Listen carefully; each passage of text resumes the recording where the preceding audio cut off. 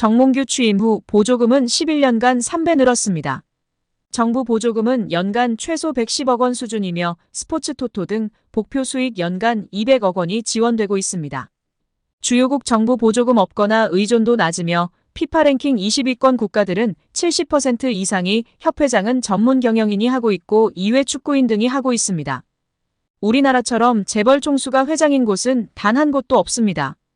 대한축구협회에 연간 약 300억 원의 국가재정이 투입되면서 수익에서 정부 의존도가 약 30%에 달하는 것으로 나타나며 충격에 빠졌습니다.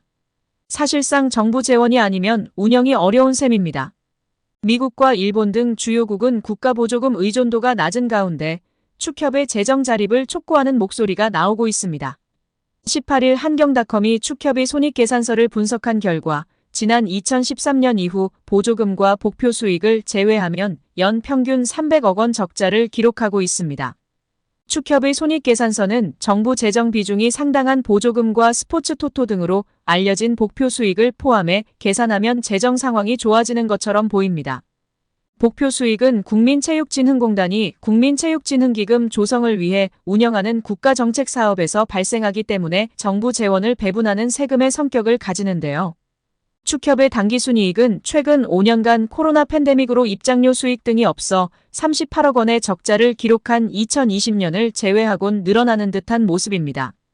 2020년까지만 해도 보조금과 복표 수익은 연간 300억 원이었는데 2022년부터는 500억 원 안팎으로 급증했습니다.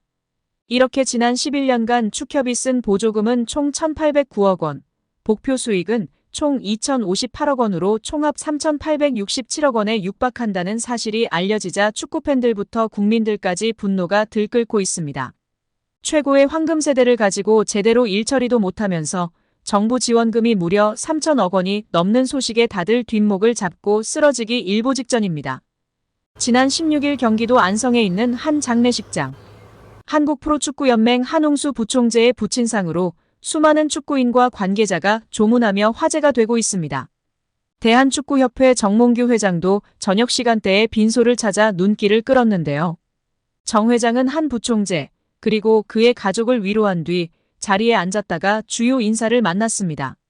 그리고 자리를 뜰 때 주변에 있던 조문객과 일일이 악수하며 죄송하다는 말을 한 것으로 알려졌습니다.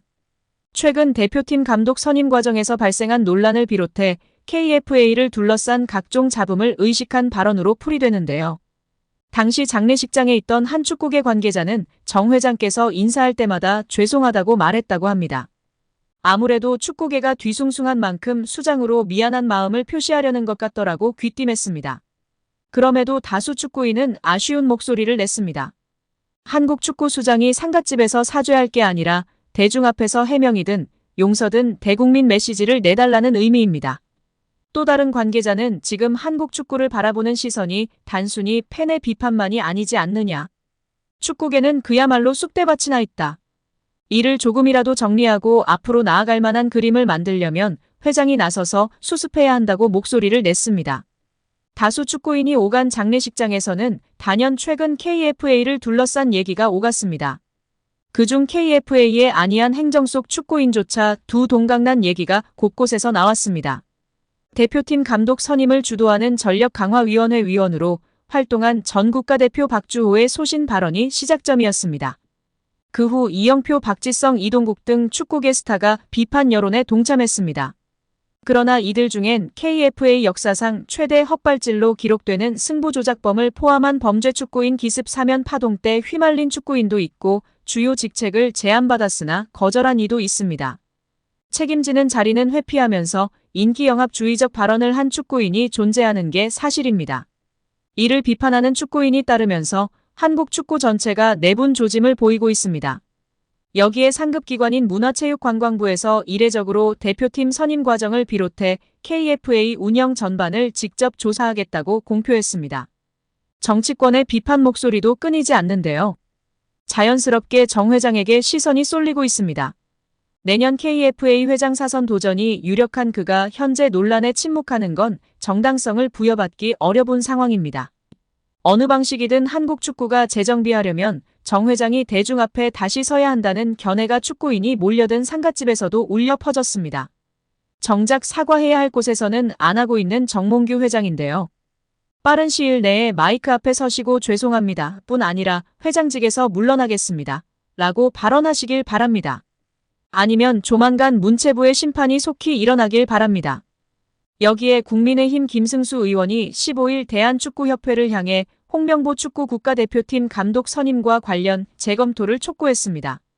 김 의원은 이날 국회 소통관에서 기자회견을 열고 절차적 하자와 불투명한 선임 과정, 그리고 홍 감독 개인의 심히 부적절한 과거 행적과 자질에 대해 우려한다며 이같이 밝혔습니다. 김 의원은 축구협회는 규정에도 없는 전력강화위원회 권한 위임을 통해 몇몇 사람들의 자의적인 결정으로 감독 선임을 단행했다며 축협은 개인 사조직이 아니라 국가를 대표하고 전 국민의 염원을 담아 연간 300억 원의 국민 세금이 투입 운영되는 공적단체다. 절차적 하자가 명백한 만큼 반드시 재검토가 필요하다고 말했습니다. 이어 축구협회에서 투명하고 공정한 절차를 통한 납득할 만한 해명과 조치가 이뤄지지 않을 경우 국민들의 알 권리 보장과 진상규명을 위해 올해 국정감사 시 관계자들을 증인으로 출석시켜 사실관계를 철저히 따져 물을 것이라고 간조했습니다. 또 축협의 능동적 조치가 신속히 이뤄지지 않으면 대한체육회, 문화체육관광부가 직접 나서서 축협이 대대적인 고강도 혁신 방안을 마련해야 할 것이라고 했습니다. 김 의원은 협회의 투명하고 공정한 절차를 통한 납득할 만한 해명과 조치가 이뤄지지 않을 경우 올해 국정감사 시 관계자들을 증인으로 출석시켜 사실관계를 철저히 따져 물을 것이라고 강조했습니다. 또 축구협회에 투입되는 300억 원 규모의 예산도 손질할 수 있다고 경고했다. 김 의원은 상당히 적절한 조치가 취해지지 않을 경우 페널티를 줄 수 있는 여러 방안을 찾아볼 생각이라고 말하며 축구 팬들의 공감과 지지를 받고 있습니다. 레전드들이 홍명보 감독 선임 이후 국대 선수들도 탐탁치 않아 할 것이라는 것을 직접적으로 표현할 수 없으니 에둘러 표현한 것이 집중 조명받고 있는데요. 박지성은 지난 5개월 동안 국내파 감독 선임론이 나올 때마다 상당히 여론과 평가가 좋지 않았다며 선수들은 국내파 감독을 선임하지 않을 거라고 기대했을 텐데 상당히 당황스러운 상황일 것이라고 발언한 사항이 주목받고 있습니다. 이영표는 팀 내 기강을 잡기 위해 국내파를 선임했다는 설명을 두고는 유럽에서 좋은 성적을 내고 긴 시간 동안 퍼포먼스를 내는 감독들은 팀도 잘 통제한다며 유독 한국 선수들만 한국 감독이 통제해야 한다는 것에 동의하기 어렵다고 했었습니다. 또한 절차상에 상당한 문제가 있어 선수들의 신임을 받을지도 의문이라고 발언했었습니다. 여기에 정몽규 대한축구협회 회장, 정혜성 전 전력강화위원장, 이임생 현 기술이사, 홍명보 감독 등이 모두 고려대 출신들이라는 점에서 학연축구라는 비난도 쏟아지고 있습니다. 특히 11회라는 국가대표 선수들의 비공식 모임이 축구계에 크게 논란이 된 적이 있다는 이야기도 재조명되고 있는데요. 1995년 황선홍 홍명보 등 11회 멤버들이 당시 박종환 감독에게 항명했다는 의혹이 제기된 바 있습니다. 1993년에 결성된 11회는 당시 전현직 프로선수 및 국가대표 선수 43명으로 구성된 모임입니다. 이 모임의 회장을 맡고 있었던 하석주 전 전남 감독은 2013년 한 매체와의 인터뷰에서 11회는 그냥 봉사단체라고 말한 바 있었습니다.